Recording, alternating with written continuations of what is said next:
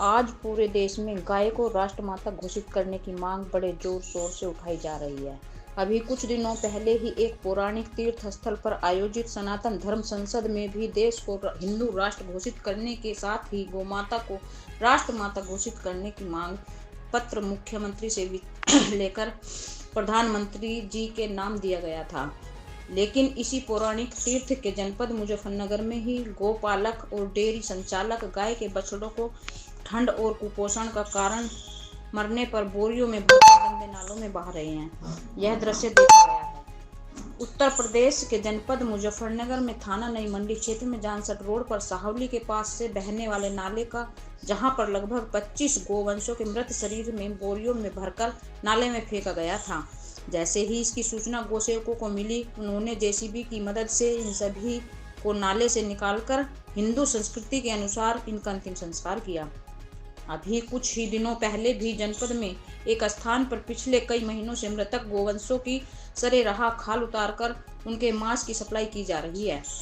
गोसेवक द्वारा संबंधित अधिकारियों से लेकर जनपद के जनप्रतिनिधियों और जिले के प्रभारी मंत्री तक की इस संबंध में शिकायत पत्र देकर कार्यवाही की मांग की गई, लेकिन आज तक इस कथित ठेकेदार के खिलाफ कोई कार्यवाही नहीं हुई और उसका यह घृणित कार्य जारी है। सबसे खास बात यह है कि उत्तर प्रदेश सरकार गोपालकों को 50 रुपये प्रतिदिन प्रत्येक गाय की खुराक के लिए दिए जा रहे हैं, तब जाकर गोवंशों की यह दुर्दशा हो रही है। उत्तर प्रदेश सरकार के मुख्यमंत्री योगी आदित्यनाथ के सख्त आदेशों को ठेंगा दिखाते हुए जनपद मुजफ्फरनगर के कस्बा शाहपुर के पास सड़क के किनारे जिला पंचायत से मृत पशुओं के अधिकृत ठेकेदारों द्वारा अन्य पशुओं के साथ ही गोमाता और गोवंशों के मृत शरीर से खाल उतारकर उनकी हड्डियों को जमा करता है और मांस को भी अलग जमा करता है। उसके इस कुकृत्य को गोसेवक विशु ने स्वयं घटना स्थल पर जाकर देखा और पुलिस को सूचित किया। पुलिस के पहुंचने पर ठेकेदार के लोग वहां से भाग गए। तब गो सेवक ने अपनी टीम के साथ उन मृत गोवंशों को जेसीबी मशीन से गहरे गड्ढे में खुदवाकर हिंदू रीति के अनुसार अंतिम संस्कार किया और जनपद के उच्च अधिकारियों को शिकायत भी दर्ज कराई। लेकिन 15 दिन बाद आज फिर गो सेवकों ने उस स्थान पर जाकर देखा तो उक्त कुकृत्य आज भी जारी था। गो सेवक ने अधिकारियों के साथ ही सभी जनप्रतिनिधियों को फोन कर इस विषय की जानकारी दी और साथ जनपद के प्रभारी मंत्री सोमेंद्र तोमर को भी लिखित शिकायत संबंधी अधिकारी और ठेकेदार की है। लेकिन अभी तक की गोभक्तों की सरकार में गोवंशों की दुर्दशा करने वालों के खिलाफ कार्यवाही नहीं हुई। जानसठ रोड सावली के नाले में सुरेंद्र नगर के पास 20-25 मृतक बछड़ों के सब कट्टों में पैक हुए मिले हैं, जो कि गौ पालकों ने और डेयरी संचालकों ने वहाँ पर घेर रखे हैं। गौ माता जो गौ पालक हैं और डेयरी संचालक हैं, वे जो गौ माताओं की बच्चियाँ होती हैं उनको तो दूध पिलाते हैं और उनको सही सलामत रखते हैं, जबकि सरकार गौ पालकों को या डेयरी संचालकों को 50 रुपये प्रोवाइड करा रही है सरकार अपने द्वारा से। इस तरीके से जो छोटे छोटे बछड़े हैं उनकी मृत्यु हो जाने के बाद उनको अंतिम संस्कार न करने की वजह से कट्टों में पैक कर नालों में घेर दिया जाता है। आज सूचना मिली थी कि 2 की सूचना है। जब वहां जाकर देखा तो एक बहुत लंबे रास्ते पर जो नाला था, कुछ जिंदा जो मतलब खुले में पड़े थे उनको कुत्ते नोच कर खा रहे थे और कुछ जो पशु थे उनको कट्टे में पैक कर डाल रखा था। 25 बछड़े गौ माताओं के वहां से बरामद हुए हैं और उसमें गौ माताओं के जो बछड़े थे उनको कुत्ते खा रहे थे और कोई कट्टों में नाले में पड़े थे। उन सबको इकट्ठा कर हिंदू धर्म के अनुसार अंतिम संस्कार किया गया है। आपने इसकी सूचना जिला प्रशासन को दी क्या?